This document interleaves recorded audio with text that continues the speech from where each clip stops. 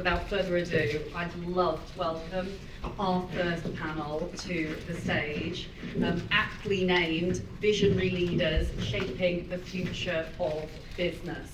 And oh my goodness, please do take a seat. Oh my goodness, do we have an incredible lineup of CEOs and visionary leaders who are absolutely at the top of their game within their respective organisations.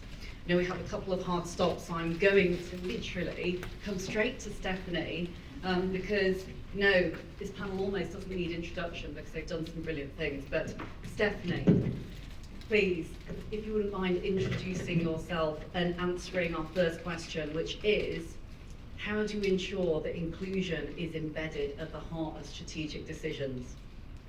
Well, thank you. Thank you, Layla, and thank you and congratulations on the 5th anniversary of the Dow Global Index.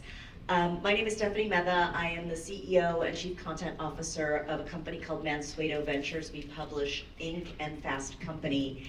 And I'll be brief. The way you ensure that inclusion is embedded at the heart of strategic decisions is that you ensure that your organization is inclusive. We just heard from Bhushan about how engaged employees are, and if you have engaged employees and you have an inclusive workforce, they will tell you how to ensure that inclusion is at the heart of strategy. They'll also make sure that inclusion is at the heart of operations. They'll make sure that inclusion is at the heart of distribution. It really does start with embedding inclusion in the heart of the business, and if that is part of your mandate, then all of the other aspects of your business, finance, strategy, marketing, they will be inclusive too. Stephanie, thank you so much. I absolutely agree. This is a golden thread that weaves through a whole number of different aspects of business. Especially, being a media titan that you are, these things are absolutely critical. So I'm coming across to Luke over on the end of our esteemed panel here. So Luke is founder and global CEO for Proud. Luke, in a climate of AI, geopolitics and rapid change, what qualities matter most for leaders to succeed? Yeah, I got the easy question. There we go. Can you hear me? Yeah. So I got the easy question, yeah? You did. Yeah, I mean, look, we just heard a brilliant talk about the impact of AI on our organisations, and it's happening so fast. So I think absolutely we've got to think about that. I mean, geopolitics, let's not get started on geopolitics. It is so kind of bumpy at the moment, right? And the third bit was, so it's AI, geopolitics. What was the other difficult element of that question? It was the qualities that matter for leaders to succeed. Yeah, so look, I think there's probably, there's so many qualities. I think probably the one that sprung to my mind the most was consistency. Setting it, like I set our we set our agenda, and we set our agenda 5-10 years ago as we developed kind of culture within our organisation. And there are so many cycles, right? One way, then the other. And I think like having a consistent point of view on how you develop your organisation and try and stick to your principles, right? Which can be hard, right? In the face of quite big kind of changes in like society outside, politics, all that sort of stuff. I personal belief, personal learning is keep politics out of the organisation best you can. So I think that'd be number one. It's probably a bit of a trite thing to say, but like empathy, trying to be empathetic to people within the organisation. We're all going through a lot of challenges and change, and both within the workplace. We also think, especially if you're a founder, entrepreneur like myself, life is work and family, but I'm probably over-indexing how much I think about work. People have things outside of work, often impacted by AI, impacted by geopolitics, that really impacts. So some empathy and thinking, as a now 50-something leader, like there are many different generations within my organisation. Like there's 3 generations below. I mean, it's frightening, isn't it? But 3 generations below mine. And actually, what I tend to do is use the ones in the middle to get me to the bottom, to understand the needs and motivations of people at the entry level of my organisation.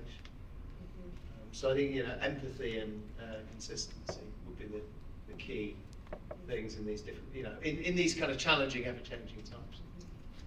That makes sense. So what you're essentially saying is that looking at the various different generations within organisations is absolutely key.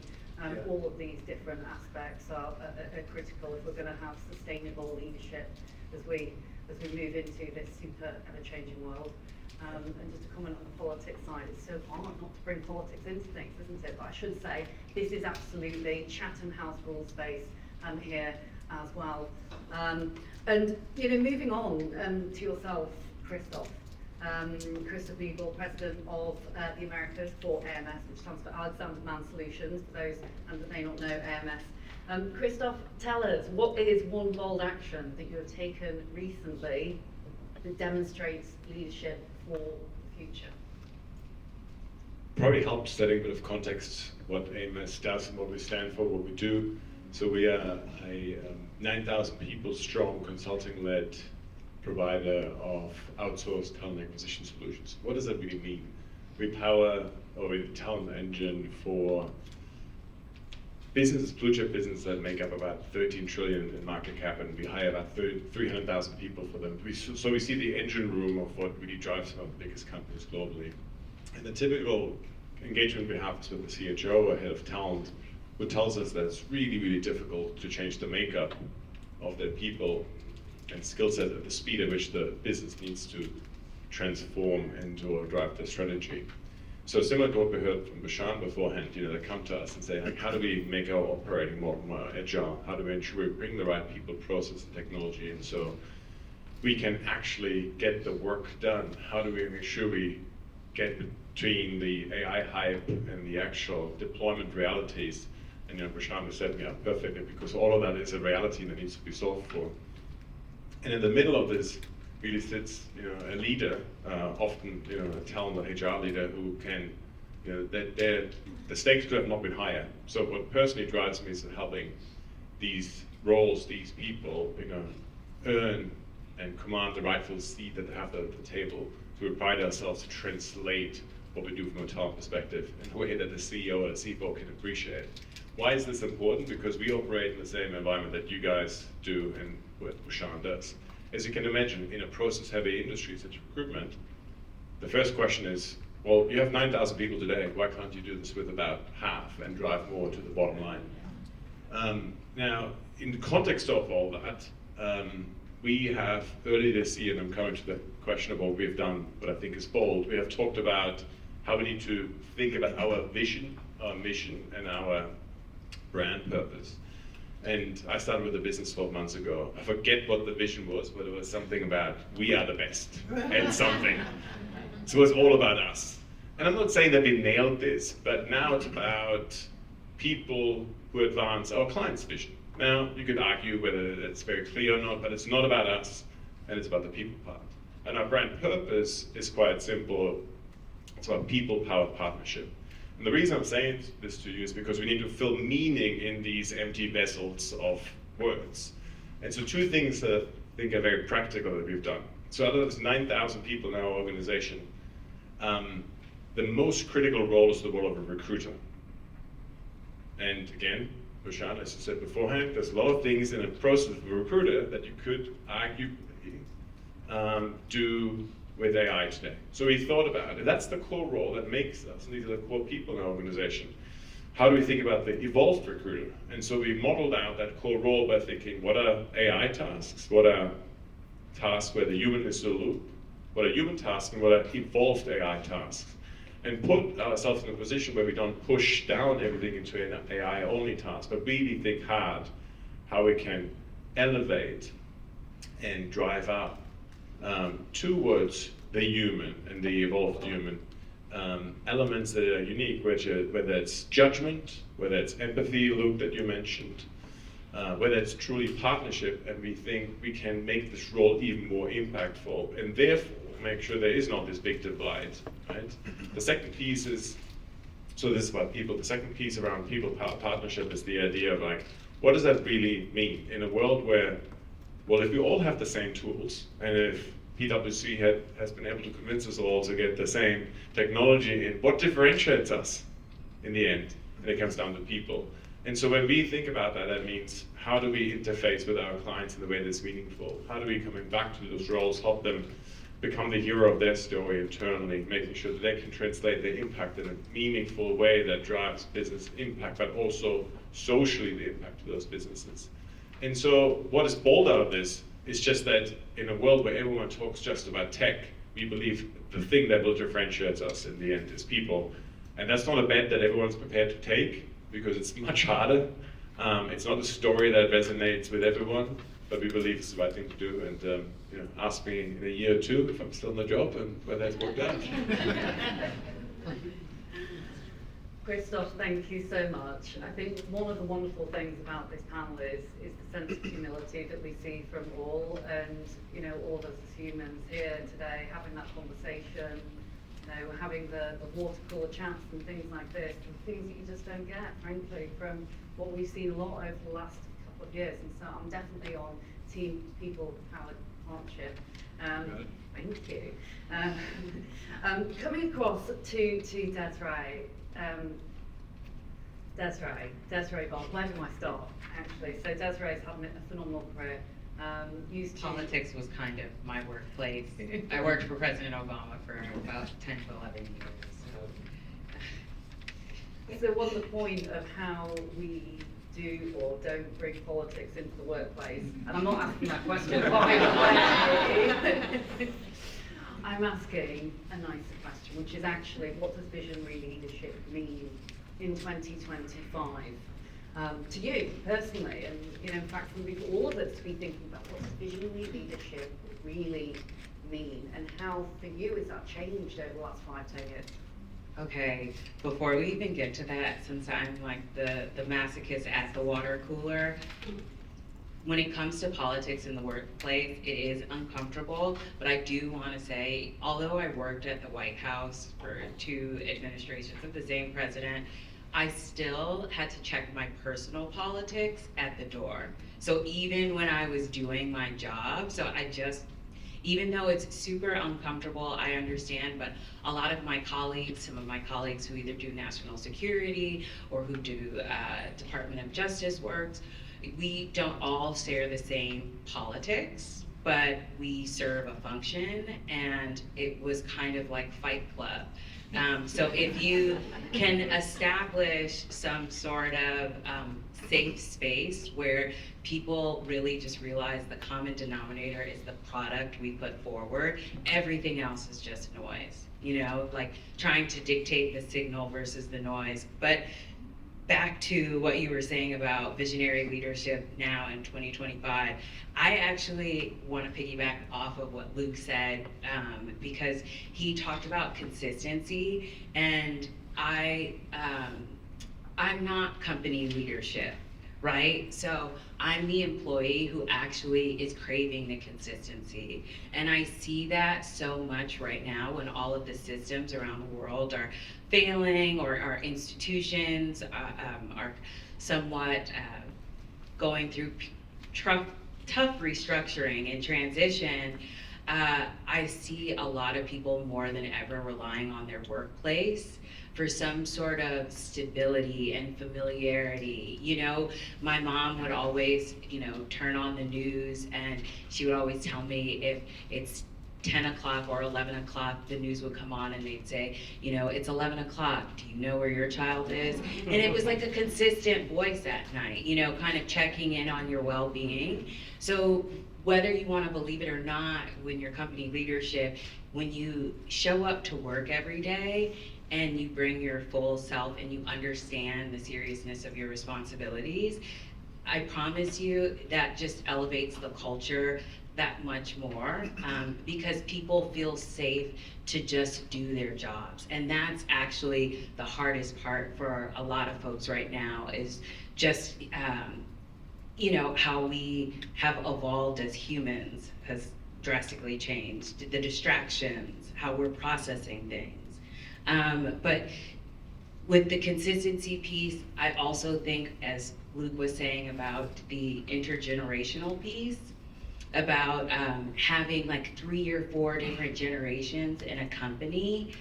You know, it reminds me of growing up with my grandmother, and you know, in a lot of, yeah, well, okay. To be fair, I will say in a lot of households that have 3 generations, I absolutely adored it because I learned how to communicate with 3 different types of folks and ways of thinking. So even though, you know, no one wants to hear I'm going to work with grandma, maybe auntie, maybe uncle, I'm not sure, but I do think that if you have an employee or you yourself grew up in a household where you're talking to these 3 generations, you're already a step above.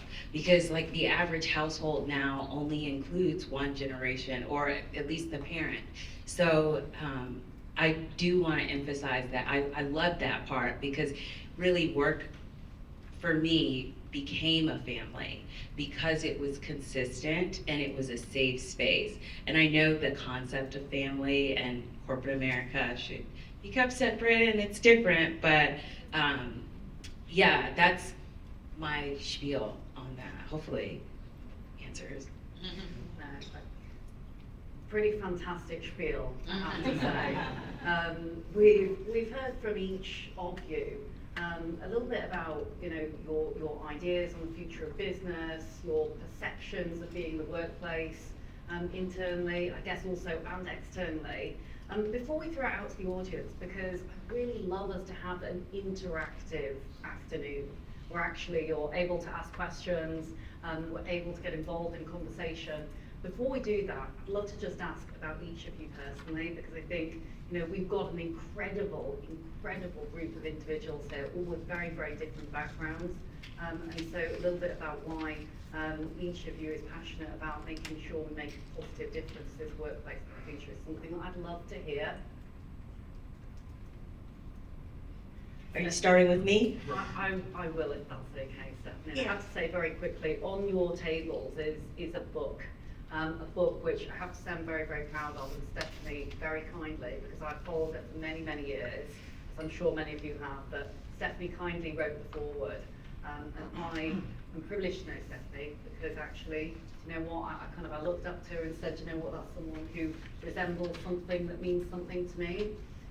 You know, not just because of, you know, what we look like, but actually because of what representation means in the workplace, especially to entrepreneurs, you know, who are kind of out there, you know, thinking, you know, what's next? Who do we want to be like in the future? You know. Well, Layla, I actually wrote a little bit about what makes me passionate about in that intro to your book, or the foreword to your book. You know, I owe my career to a program that would have, in the old days, been called an affirmative action program. I was recruited to an internship by a newspaper that was looking to diversify the kinds of people who were telling stories in local newspapers. And were it not for that program, I don't think I'd be where I am today. I had an opportunity, in the way that this program was structured, they really went out of their way not only to just provide young people with a job, but also with mentorship and support and all the things that help make a young person successful. I dare say that those opportunities don't exist in the same way. They do, mostly a function of the fact that I'm in an industry that is falling off a cliff. So that is what's making it harder for young people to, I think, get the kind of support they need. But I am passionate about this work because it made me who I am. Same. Okay, so little story. We were at an event last night, a great gala called The Chance at Life. It's a great cause to support. We had a great honoree last night, in case you guys didn't know. She's on stage in her own time. And there were a great group of people on stage, and one of the gentlemen, I forget his name, talked about the there was advice. What would be advice be to someone coming up, maybe even to your 20-year-old self? And it's like, find the thing you love. And so at my table, I had a nice table mate. I'm not sure if she's here, Adriana, down there. By the way, Adriana's birthday yesterday. It needs to be also said. So happy birthday. And I leaned over to her and said, wow, like, find the thing you love. When I was 20 years old and someone would have said that to me, I was like, that's an incredibly high bar that I have no idea how to reach. So coming back to your question, took me until I was about 30 years old to, I think, find out what I love. And now, when you ask me what gets me out of bed or what drives me, it's to help people and businesses uncover, light up, and ignite their potential. But that was a lot of hard work, and it's easier to look backwards at the stuff that really gets me out of bed and helps me not to make work, which sometimes sucks, feel like work. And often it feels like play to me and it looks like work to others. But it's about helping others, and the idea of doing this in a business just gives me better and a bigger platform to do that thing. So that's what personally drives me, and I think will sustain me to not ever have to work. Christoph, thank you. And we have drinks later. Ask him about the monastery. I will come to Luke, fellow entrepreneur, and Yeah. we'll circle back to Desiree before we open it up. Please think of Yeah. lots of questions. So I think, I started this business 14 years ago, and it was like a few of us, and then it was more, and I was sort of slightly blown away that people would want to come and work for me. I wasn't a great corporate employee, and we grew this business, grew and grew. And we had a sort of very family style culture. We're all part of a kind of crowd family, and there's still a sort of crowd family feel to it today, although I know that is like, you can't have family business and all this sort of stuff. And now we're 600 people, and maybe it doesn't work to have that kind of interpersonal relationship with everyone in the business. We're all in it together because we are so spread out and so diverse. So I think we've had to evolve our thinking on what's it mean to be part of our business, consistency of the values, the principles of what Crowd are about. Still, I think we retain at our heart, we want to do right by people. It's one of my personal principles. It's a bit like generic, but I want people to enjoy and to thrive in the workplace that we've created in lots of different parts of the world. I don't think we always get it right, and I think we are, over the past 2 years, we've been at a sort of inflection point of we're not a startup anymore. I can't just go around to every office every sort of 3 weeks. It's kind of literally impossible. And sort of, stand at the front and go, come on, we're all in it together. We've got to put more process, more thinking around, diversity. I've learned a lot actually in the last couple of years from people in leaders from, younger generations, around connecting. I think, somebody of my age, diversity is almost like all this sort of perception. We've just got to do it because that's the right thing to do. Shah Hamill, who's COO of my EMEA business, really educated me on it's about tying diversity and to business outcomes, right? We're not just doing this for the sake, and it's really important to have diversity of thought within organisations. So I think there's that growing up as a business, but then doing things for the right reasons, but also doing them because they actually have a business impact. Having different voices and different ages and demographics within the room is really important. I'll say thank you, Luke, because when you were saying diversity of thought, that's kind of partly what got me into this and this work.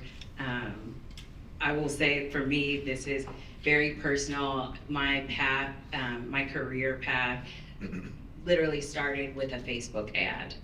And it was for a unpaid 6 to 8 week fellowship to learn field organizing. And that was in 2007, 2008, and the rest is history, but it was really organic because my EQ was higher than my IQ. And so I happened to be at a med school during the summer months, debating whether I was going to start after graduation, and the head of the med school said, you know, you're better with people. And unfortunately, I like to tell people I don't work in politics, I work in people. But I tried this out, and it became really personal when I saw how young people were able to come out of their bedrooms and into the office environment, like full stop, bypassing college, you know, just taking an idea. And I like to say, like, I'm a millennial, I'm of the DIY generation, we build things on the internet. Since we are millennials, we can still build things in person, unlike Gen Z, no shade, but yeah, and so for me, that's kind of like my personal pull to this, because I am living proof, I think. I'm from Buffalo, New York, go Bills. And so I come from the trenches, you know, in my mind. We've been to 4 Super Bowls in a row and never won. So, you know, when I think about like power and resilience, you know, I think it's just based off of exposure. You know, I was hungry, you know, and so exposure means everything. And in a world where we're limiting all of these kind of like third spaces where people can gather and talk about anything, whether it be housewives or, you know, people aren't necessarily going to the local watering hole every day.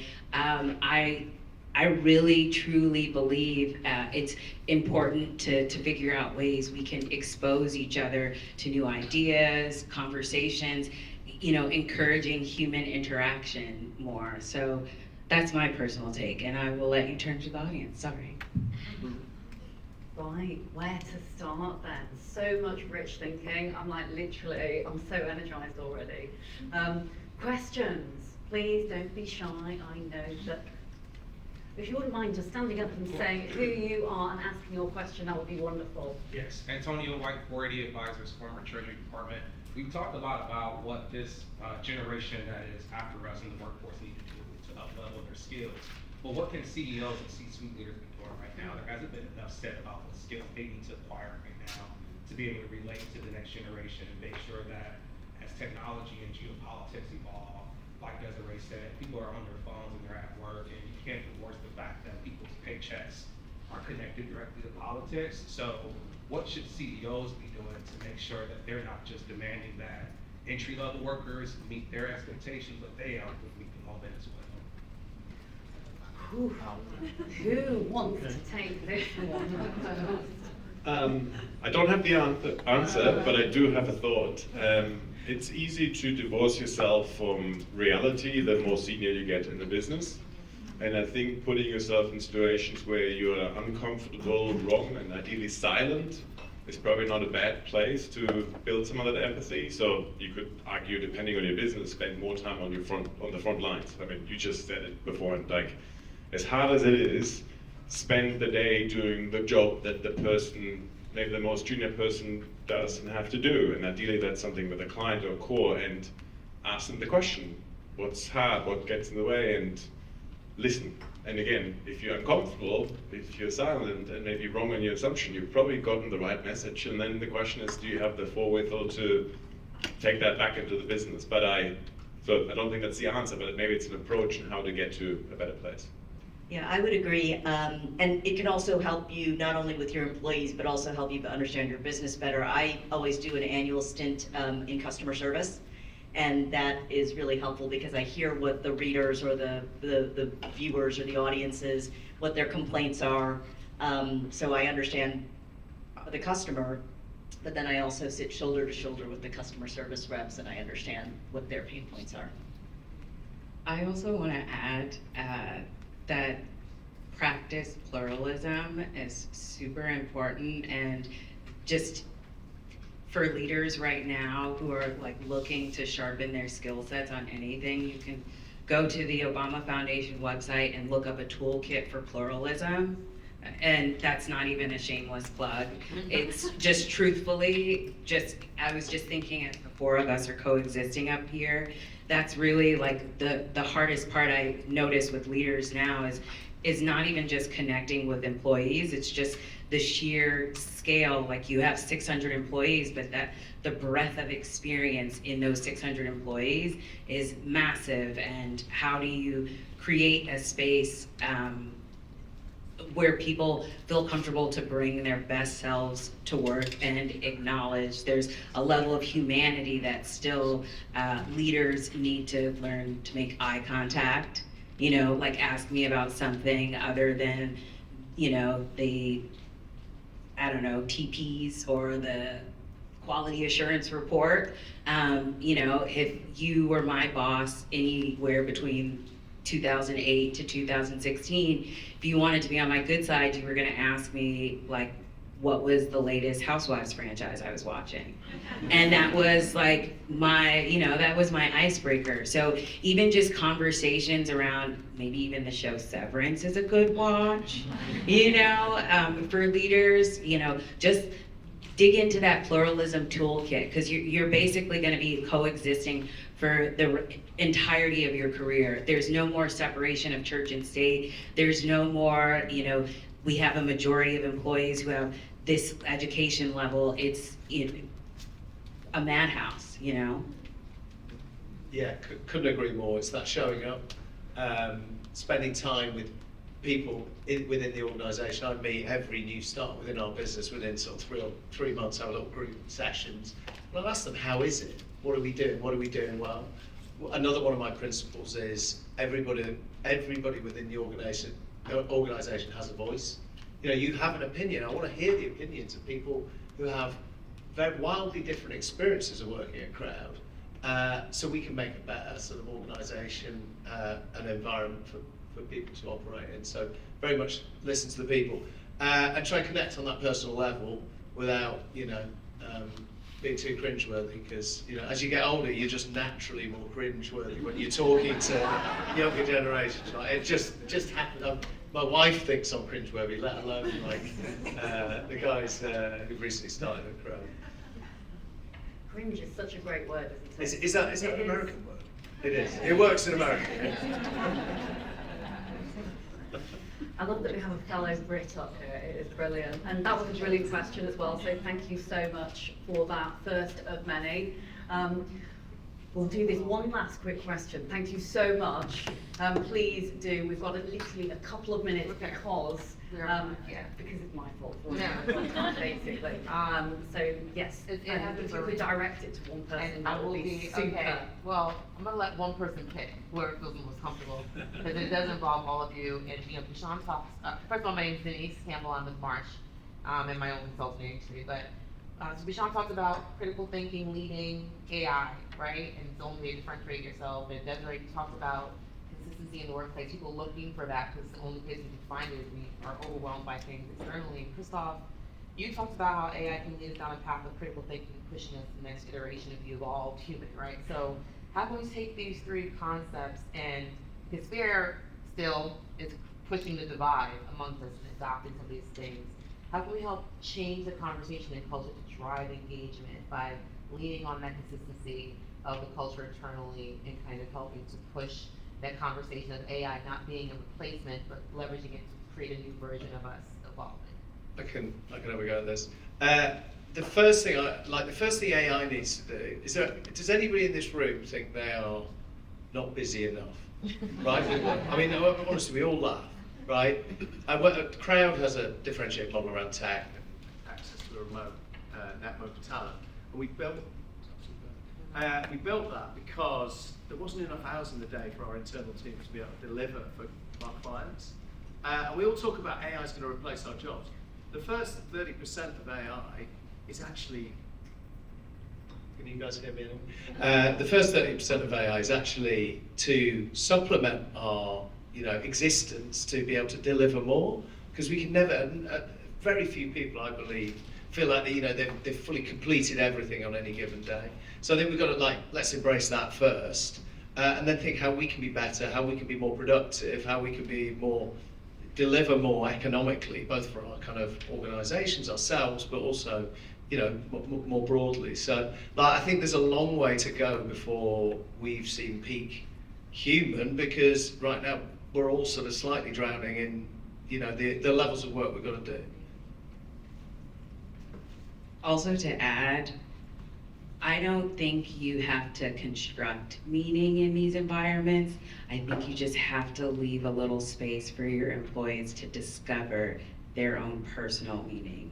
That makes sense, right? Because you just want it to be very personal, the attachment that folks have in their experience in the workplace. But, you know, in terms of what Christoph was saying about AI and not having that replace the actual reality of what's going on, I really do think that all leaders have to take it upon themselves to actually ask their employees, again, something outside of the job that's appropriate, right? Like, but what's the last thing you gabbed to your girlfriend or boyfriend about? Like, that's something, just so you can see how your employee reacts. Like, does the light come on in their eyes when they're like, oh, I was just talking about my dog, or I was just talking about this ski trip, or I was just talking about, you know, they think he's losing, you know, whatever it may be, just really being intentional about that so you can actually see what makes them tick, you know, and just see their humanity. They want to be acknowledged, you know, outside of I'm employee number 7856.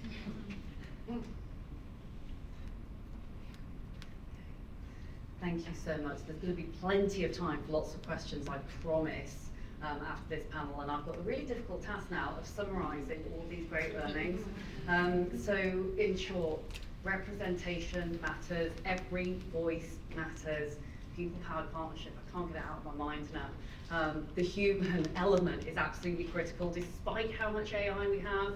We're all exhausted with how many apps and short attention spans and things like this, but do not forget the fact that it is so important for us to connect, to hug, to shake hands, to look each other in the eye, because those are the critical things that make us who we are. Generations of the workplace, 5, nearly 6, absolutely insane. I'm definitely thinking that I've also become part of the cringy parent club too. So thank you for making me feel like I belong, and it's an honour to have all of you up here to start what I know is going to be a phenomenal day. Thank you so much. We're going to welcome us. Great.